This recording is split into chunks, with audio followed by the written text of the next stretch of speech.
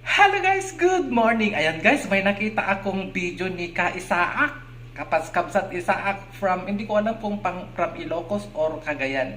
Nakita ko, nag-ulam siya ng bawang. So since marami akong tanim na bawang ang kapal, binawasan ko. So yun, lulutuin natin gaya niya. Ayan, Kapsat Isaak. Ayan, gagayahin ko yung luto mo since gaya-gaya naman ako.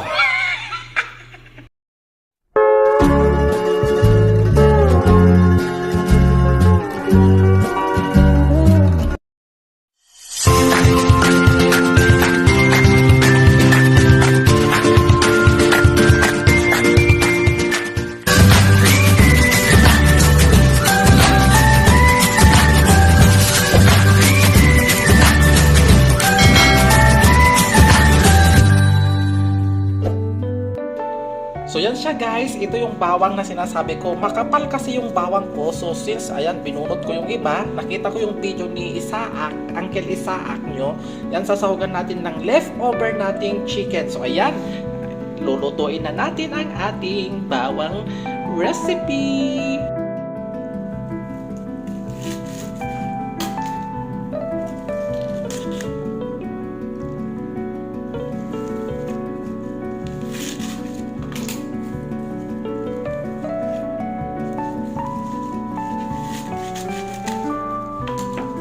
Hati-hatiin natin sa ganyan guys.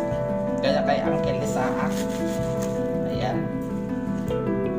Tapos yung ano niya, yung nasa pinakapuno niya mamaya, yung pag-isa na natin.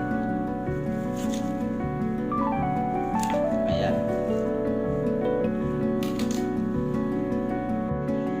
So yan guys, lutuin na natin. Olive oil ang ilalagay natin guys. Ayaw ko ng mantika ng corn or sunflower. Ayan, mas healthy guys kapag ang gamit natin ay olive oil. So, di ba? Pag mayaman. So, ilagay na natin yung tangkay niya. Ay, tangkay yung pinakailalim ng ating bawang. So, yan ang panggigisa natin sa ating leftover na manok. Ayan. Ayan, lagay na natin ang ating leftover guys.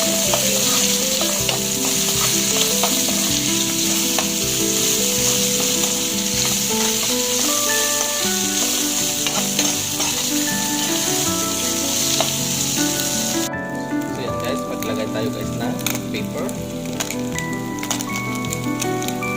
veggie,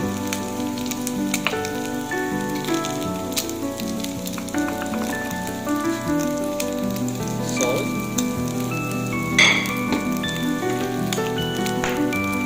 lagay tayo guys ng konting soy sauce,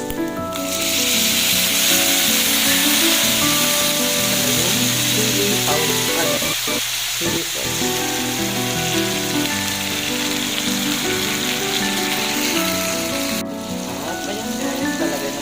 Dahon na bawang.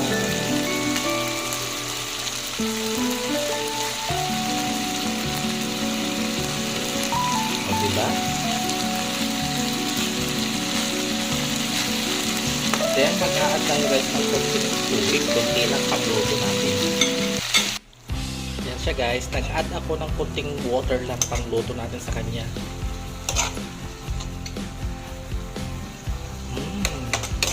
Masarap nga to siguro kasi sarap na sarap sa Uncle Isaak dito yung ganyang ginisa niya. Yung sa akin nilagyan ko ng manok, yung sa kanya wala, ginisa lang niya. So tikman na natin yung niya. Lasa. Masarap nga. So lutuin pa natin saglit, konti lang. Ayan na guys, luto na yung ating recipe, dahon ng bawang. Ayan, kain na tayo.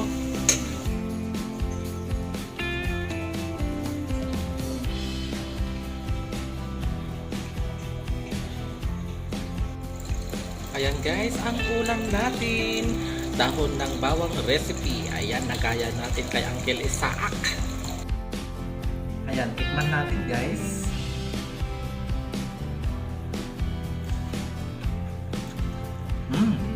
Sarap. Sarap. Thank you for watching.